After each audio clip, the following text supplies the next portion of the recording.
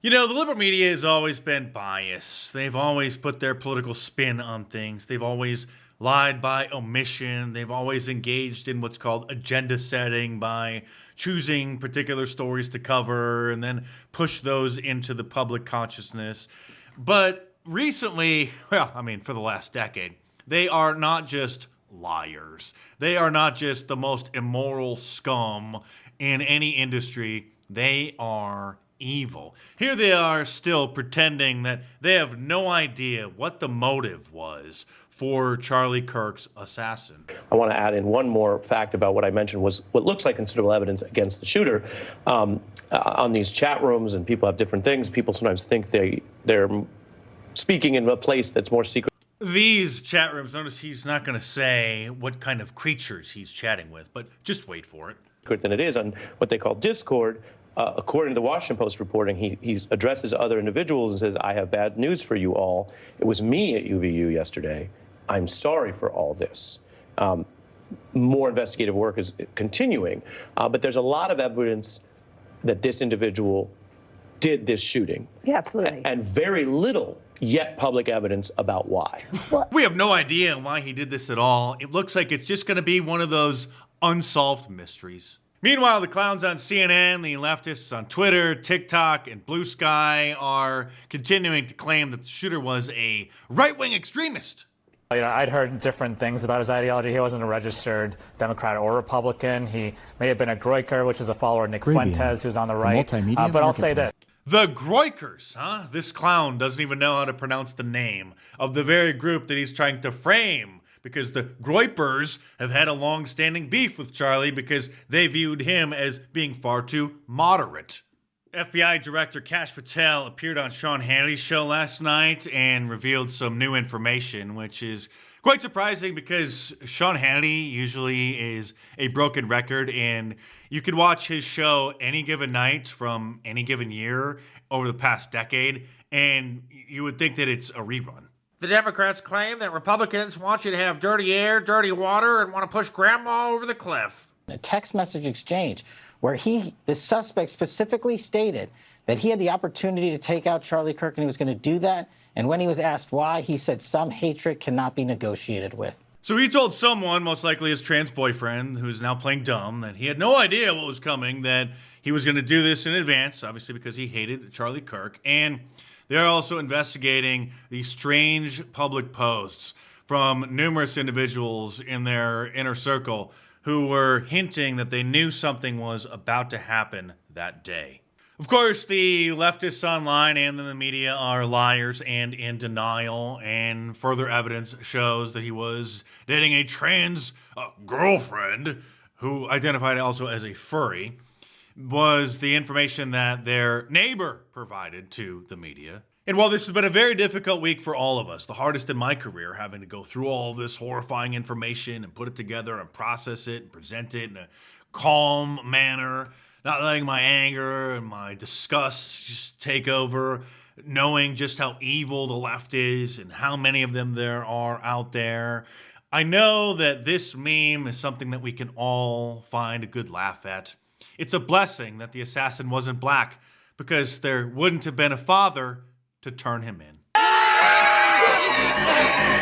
Get it? Because 75% of the households in the black community have no father in the picture. Of course, we all understand that and know that this is a hilarious meme. But I posted it over on Facebook, and because of the nature of that platform, people can share things and then it gets outside of the circle of the usual audience.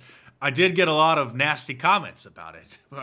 People who obviously don't have a sense of humor, and those with black fragility. Oh, by the way, subscribe to my channel if you're new here, because obviously you're not going to find information, analysis, and politically incorrect honesty like this anywhere else. And speaking of different bubbles, I'm sure that nobody subscribed to my channel watched the Emmys on Sunday, which are one of the worthless award shows in Hollywood. And from the news reports, they were totally silent on Charlie Kirk's assassination, not even mentioning violence or anything of the nature, just like it didn't exist. Yesterday, Vice President J.D. Vance hosted Charlie Kirk's show, filling in for our lost brother.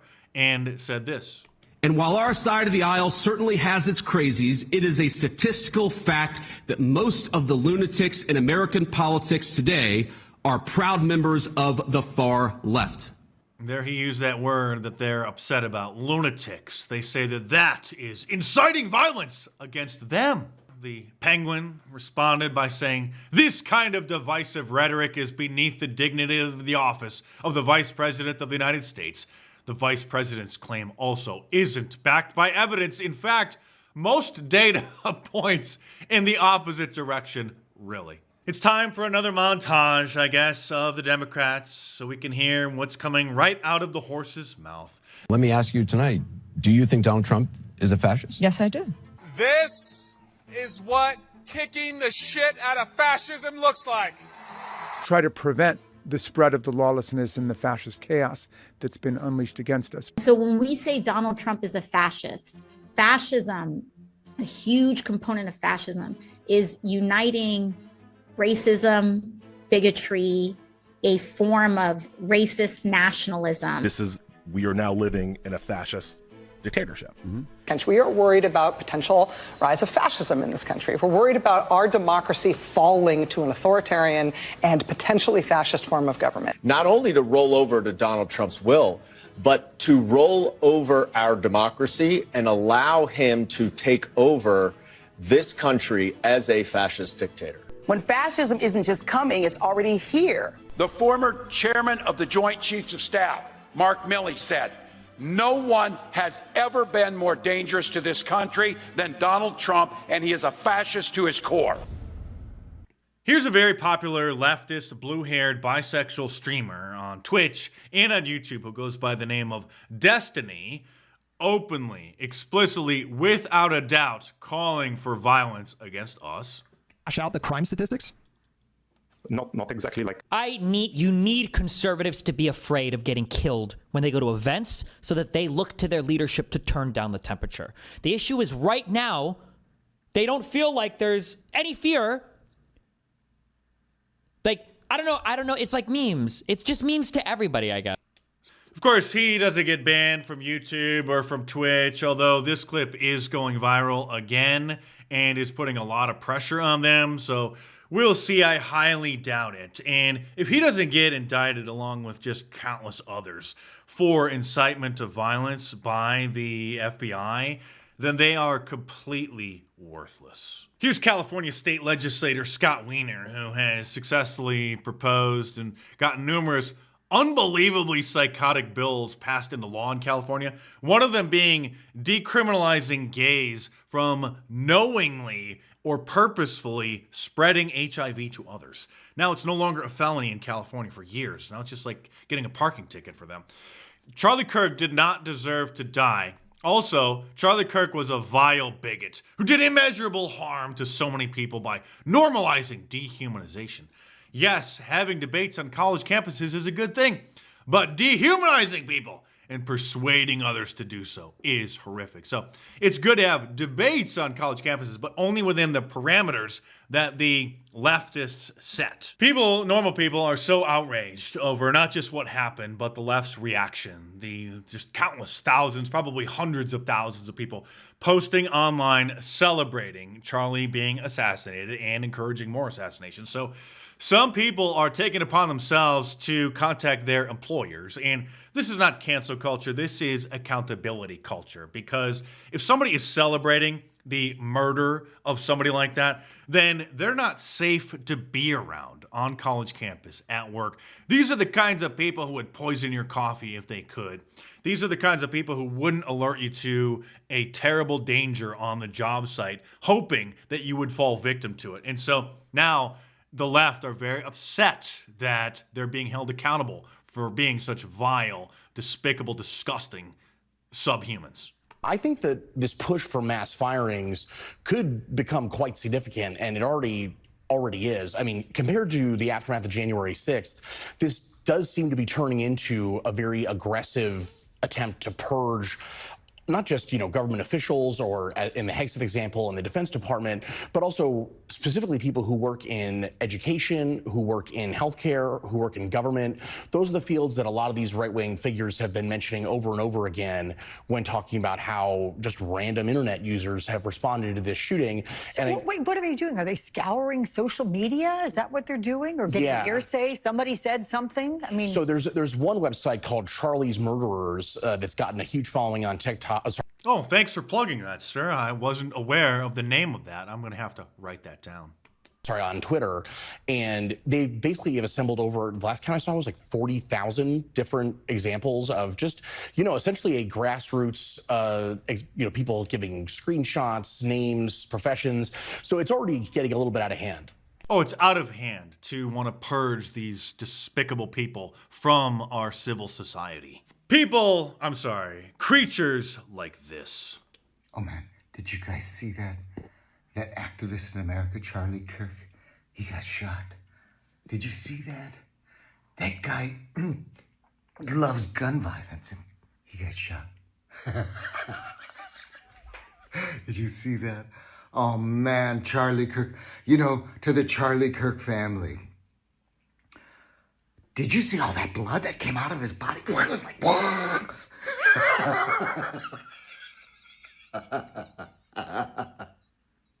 But don't worry, liberals, servants of Satan. This man has come up with the ingenious method to counter us. With all of the people getting fired from their jobs, with everything going on, I just want to bring up the possibility of, if you see somebody spitting rampant hate speech against minorities or like crime statistics or trans people or scientific facts, gay people, or just anybody in general, see if you can get them fired.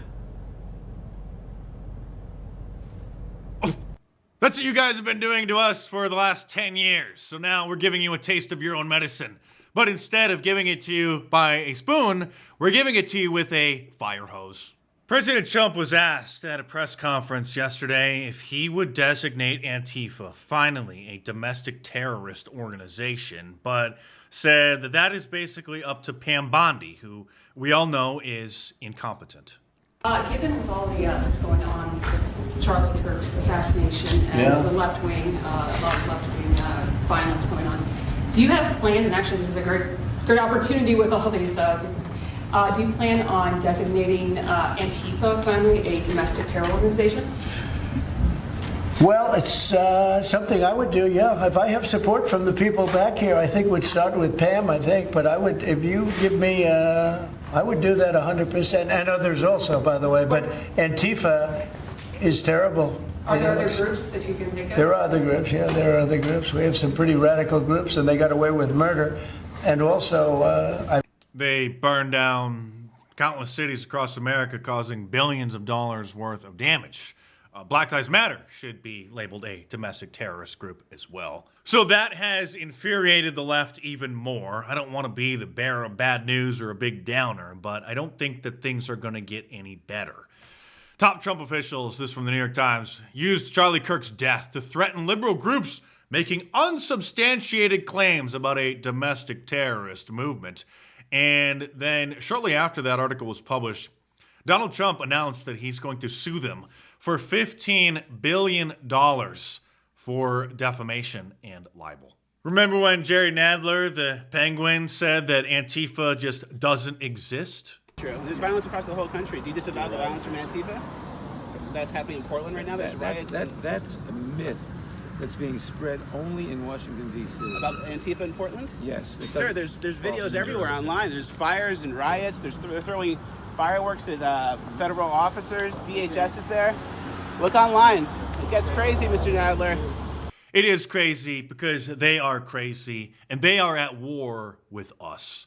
That's why I called my last book The War on Conservatives. If you enjoy watching my videos, you really like reading the books, they're a lot more serious, a lot more in-depth. There's almost 1,000 footnotes. It's a very different side to me. You'll be quite impressed. Go read the reviews on Amazon and then order it in paperback or hardcover, or download it from any of the ebook stores. And be sure to check out some of my merch from my online store at markdice.com, or click the link in the description below. I know I need some new designs. I've just been too busy this year, but some great designs over there if you want to go and check them out. Great way to signal to others that you're in the know, that you're a viewer of this channel. Your purchase helps sponsor my channel. They're available in t-shirt, long sleeve hoodie, and tank tops, and women's cuts as well. A whole bunch of mugs over there as well. So head on over to markdice.com or click the link in the description below and check them out.